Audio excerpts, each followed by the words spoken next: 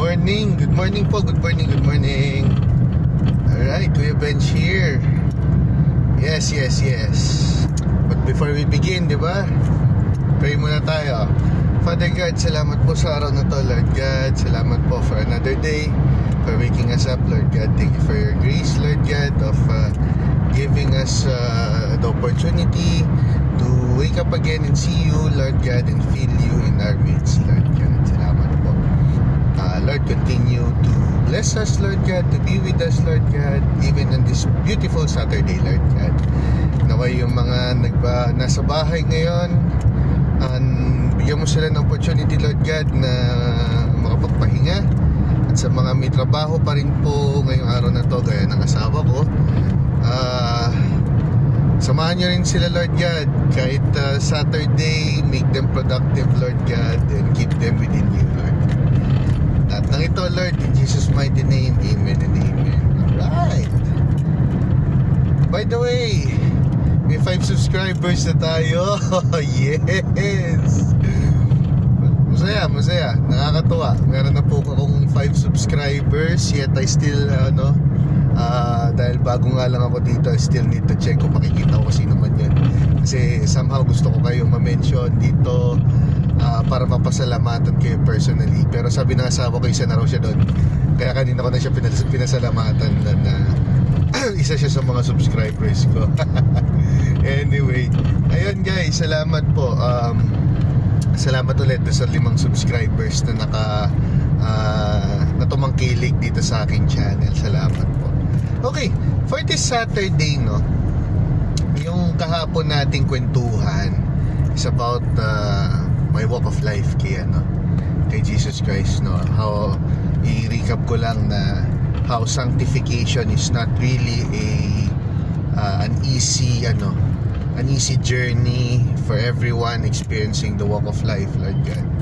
Pero the fruits of it, the fruits of the labor during the sanctification is very, very much overwhelming talaga. Kasi pagka binuksan talaga ni Lord ang gates of heaven at na-receive mo yung blessings, laksa talaga yan. Ika nga, siksik-liklik, umaapaw. Yan. Always remember that, guys, ha? Kaya it's never too late. It's never too late, anong edad ka man, to know Christ, to repent, to turn away from your sins, from your old self, Lord God, from your old self. And yun, no? Yan. Okay. Wala na, isa lang sa pwede natin pagkukwentuhan ngayon, kasi kanina doon sa Makati, doon kasi nag-work si wife, no? Napadaan ako ng usual ruta namin from Mandaluyong. Tumatagos ako ng paano nga ba yun, Makati Circuit, no? Para lumabas dito sa may Don Bosco, sa may Chino Roses. Meron akong napansin, yung mga natatayong infrastructure.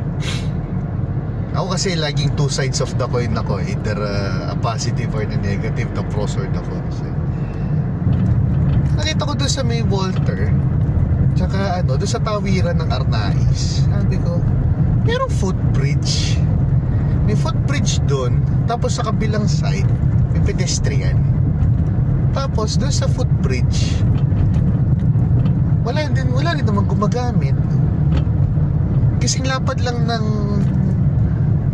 4-lane na kalye yung footbridge, na hindi rin naman nagagamit. Parang sa akin lang, yung 2 sides of the coin doon.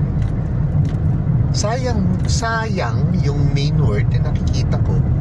Dahil ba sayang at mali ang naging planning na dinayuto dito for that purpose? Sana pedestrian lane na lang yung ginawa, mas mura. Or sayang kasi yun talaga dapat ang intention, pero hindi natin ginagamit. Hindi ginagamit ng mga natawid doon.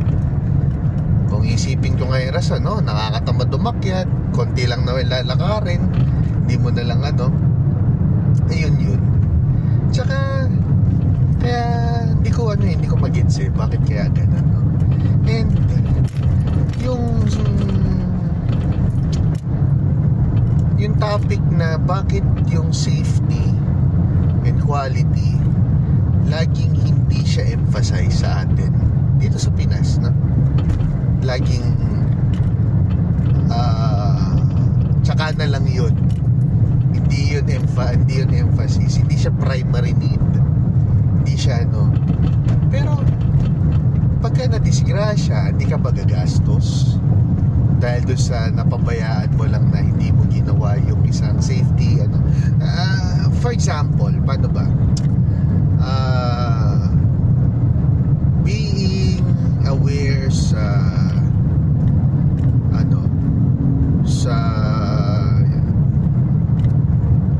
ginagawa mo sa bahay, diba? Alam mong may tulo ng tubig, napakan mo pa rin, pero paano pagka nadulas ka, diba? Hindi mo muna na kung punasan mo, kung pero yun diba? Parang leftovers or mga na pumatak sa sahig, kailangan dapat na nalilinis siya kaagad para hindi siya yung mag-cause pa ng any problem. Quality, hindi po pwede na yan, diba? Pagka pangit, hiya mo na, nagawa naman sayang effort, mga ganun. Pero dun kasi sa workplace ko kasi, well, bilang quality head,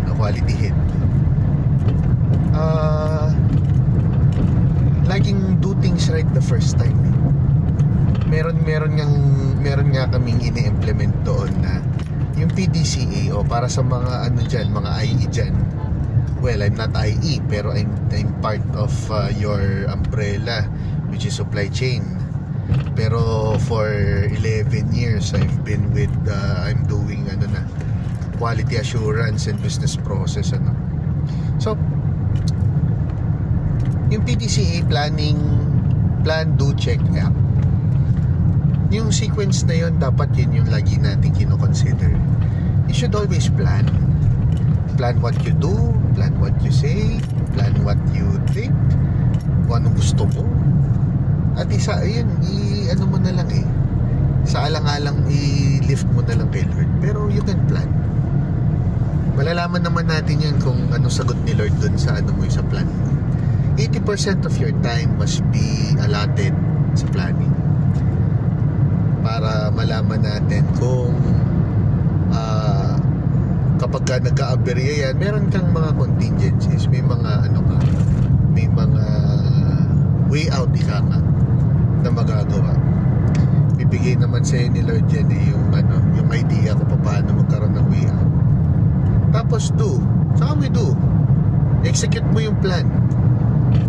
Tapos after mong in-execute, you check, meaning nangyari ba siya according sa plan. Kung hindi siya nangyari accordingly, ano yung nangyari na dapat mong i-consider sa next planning mo? Ganun siya. And then you act on it. Gawa ka ng mga supporting contingency actions para just in case na mangyari ulit yung kung ano man yun, supply, trouble, magawan mo ng paraan, diba?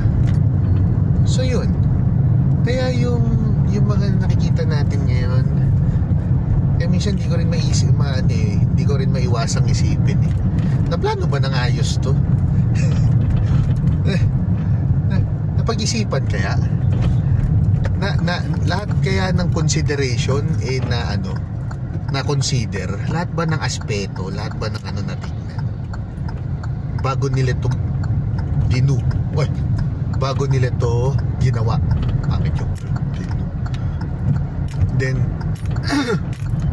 after this, chinek ba nila? Yan, instead na ibang tao nakaka-check na hindi naman nagagamit, hindi naman diba?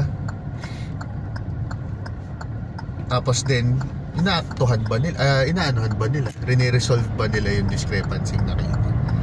O yung problemang nakita? O kaya, ayaw mo na yan, masasanay din tao dyan. Mga ganun. Yung ganong mentality, somehow di yan nakakatulong talaga. Kasi Una sa lahat, hindi ka nag-i-improve. Hinahayaan mo lang na, sige, gawin mo lang din yung dati mong mali dahil hindi mo plinano. Nagkamali na nga, inayaan mo, hindi, sanay na ako dyan. Ngayon talaga yan. So, huwag tayo, yun na rin yung way of changing our mindsets. So, ayun. Salamat po for another day 4. Anong tingin nyo dun sa natin ngayon, sa kwentuhan natin today ngayon?